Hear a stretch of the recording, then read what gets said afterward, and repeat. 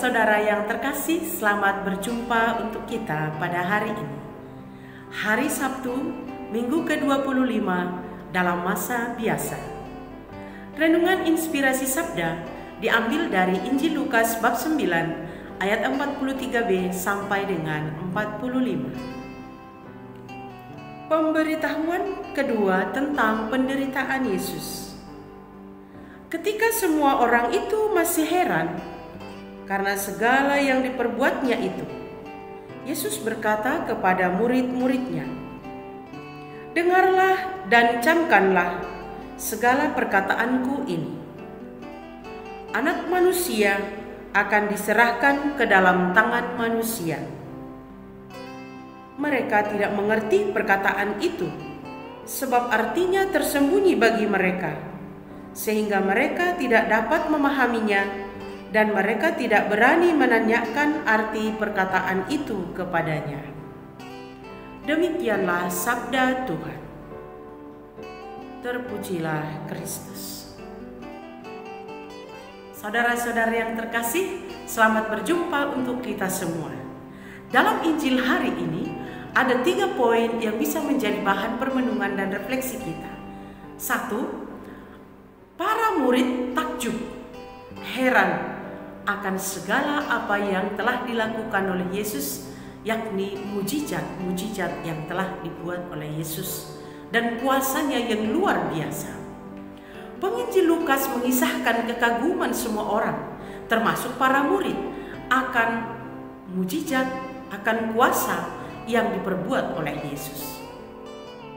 Namun, Yesus mengingatkan mereka tentang akhir hidupnya yang akan mengalami penderitaan, ditolak, dihina, diadili, disalibkan, namun bangkit pada hari ketiga. Saudara-saudara yang terkasih, memang bila seseorang yang menjadi idola kita, kebanggaan kita, harapan kita, dan pokoknya kita kagum akan dia, kita berharap kepadanya, dan tiba-tiba kita dengar berita bahwa dia yang kita idolakan tadi mengalami kegagalan, maka harapan kita juga bisa menjadi gagal. Kita menjadi hilang pijakan dan tak bisa menjadi harapan lagi, kecuali kita mengalami kekecewaan. Para murid dan banyak orang kagum atas kuasa dan mujizat yang dilakukan oleh Yesus. Tetapi para murid bingung mendengar perkataan Yesus, pemberitahuan tentang penderitaannya yang harus mengalami sengsara dan mati disalibkan, namun bangkit pada hari ketiga. Mengapa harus demikian? Kan dia punya kuasa, kan dia Mesias yang bisa menyelamatkan. Para murid berharap Yesus akan dapat melakukan seperti yang mereka inginkan secara duniawi. Tetapi Yesus berkata berbeda. Mereka takjub, kagum, dan cinta kepada Yesus karena Yesus bisa membuat banyak mujizat. Namun ketika mendengarkan bahwa ada kesengsaraan, mereka bingung dan seolah-olah tak masuk akal, nggak bisa menerima kenyataan dan mendengarkan berita itu.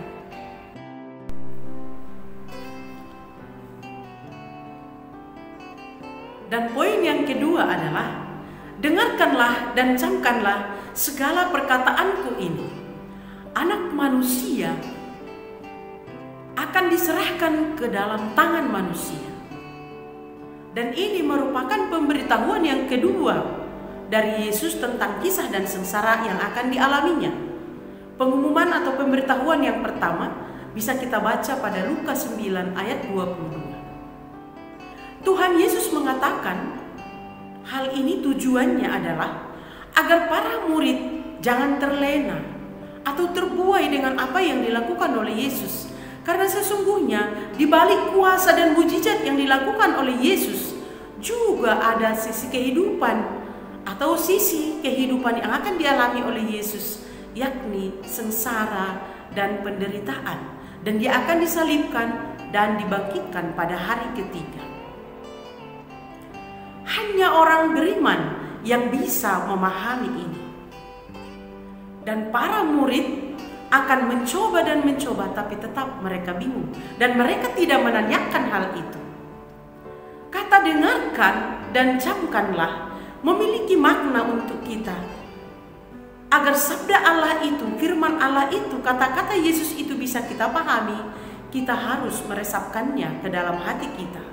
Masukkan ke dalam hati, dengarkan dengan baik. Sebab kata-kata Yesus itu hanya bisa bermakna saat kita dengarkan dengan baik, saat kita resapkan dengan baik ke dalam hati dan kita wujudkan di dalam kehidupan kita sehari-hari. Dan poin yang ketiga, para saudara-saudari, para murid tidak mengerti atas perkataan Yesus tersebut karena maknanya tersembunyi. Namun para murid segan, takut untuk menanyakan apa maksudnya. Nanti baru pada penyaliban di Golgota para murid akan mengerti.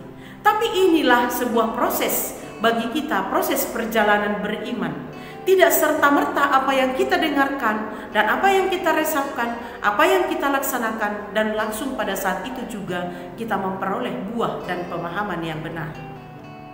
Saudari-saudari yang terkasih, mereka tidak mengerti bukan karena mereka bodoh, saya kira, tapi karena mereka kurang bisa menerima realitas kehidupan atau realitas kenyataan hidup Yesus yang baru disampaikan olehnya. Mengapa itu tidak masuk akal mereka? Mengapa orang berkuasa seperti Yesus harus mengalami itu? Mengapa Mesias harus mati? Bukankah dia penyelamat? Tidakkah bisa dicari dengan jalan lain? Inilah yang tidak dimengerti oleh para murid karena maknanya sangat tersembunyi. Ketika pada penyaliban di Bukit Golgota dan Yesus bangkit kemudian pada hari ketiga, semua jelas bagi para murid dan bagi kita mungkin.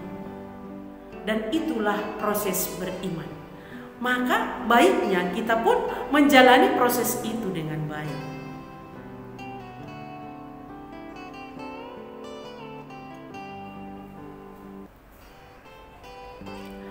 Sungguh saudara-saudara yang terkasih, para murid menjadi bingung, sungguh bingung.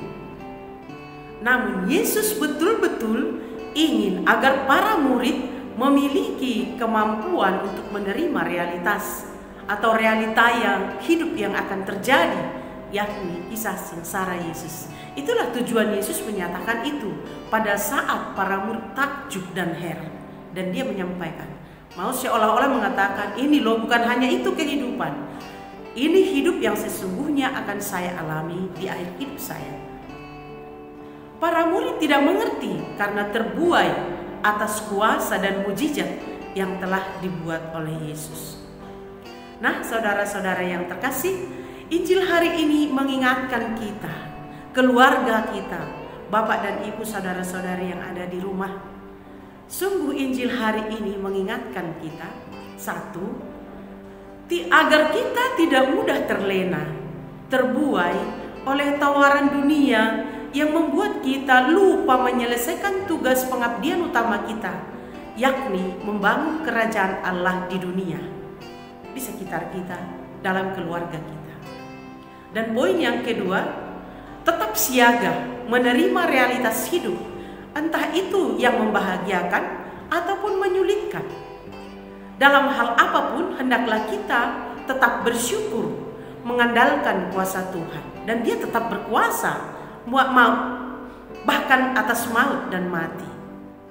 Dan tidak bangga atas kesuksesan atau tidak sombong akan apa yang telah kuraih, tapi kita tetap berendah hati dan tidak menghindar pada kesulitan hidup, tetapi kita mencoba menghadapinya dan tidak lari dari kesulitan hidup.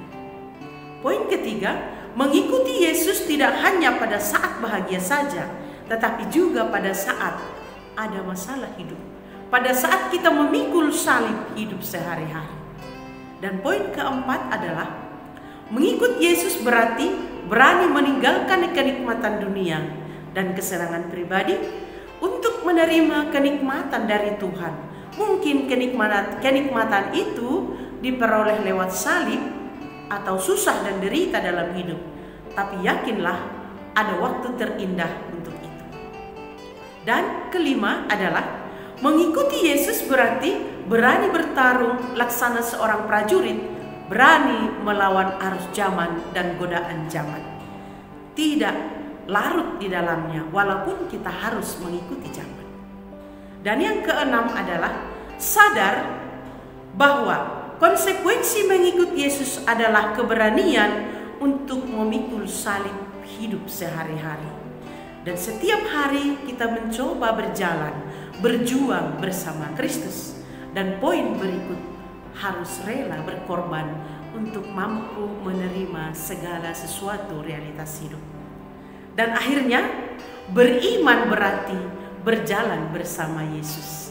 Tidak hanya pada saat bahagia, tetapi dalam segala waktu. Sampai demikian, salam sehat, salam sejahtera, Tuhan memberkati.